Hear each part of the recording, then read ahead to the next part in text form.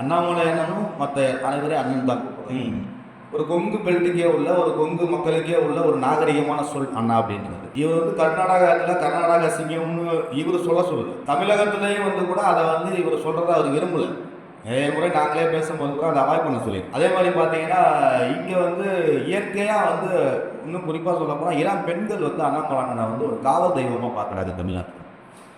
பெண்களுக்கான ஒரு பாதுகாவலர், பெண்களுக்கான கண்ணியத்தை காக்கக்கூடிய ஒரு பாதுகாவலராக பார்க்குறாங்க. அதனால் வந்து பெண்கள்லாம் வந்துட்டு வலைதளத்துலேயும் சரி, மற்ற இடத்துலையும் சரி அண்ணா அண்ணன்னு சொல்லி வந்து அவர் அன்போடு அழைக்கிறார். இது வந்து இயற்கையாக அமைச்சது. இதெல்லாம் அவரால் ஏற்றுக்க முடியாது. ஒரு அண்ணா சொல்கிறது ஏற்றுக்க முடியாது. இப்போ இன்னொருத்தர் இந்த விசிலடிச்சா அப்படின்னு ஒரு கட்சி ஆரம்பிச்சிருக்காரு. அவரை தளபதினு சொல்கிறது இவரால் ஏற்றுக்க முடியாது. மற்ற யாரும் புகழ்ந்துடக்கூடாது, இவங்களை சுற்றியே தான் புகழ்ச்சி இருக்கணும். அதனால் இவங்க வந்து இந்த மாதிரி வந்து நாடகம் நடத்துறதையே தான் ஆட்சியாக வச்சுருக்காங்க. மக்கள்கிட்ட வந்து போய் அரசியல் பண்ணுறது கிடையாது. இவங்களே ப்ரொமோஷன் பண்ணிக்கிறது.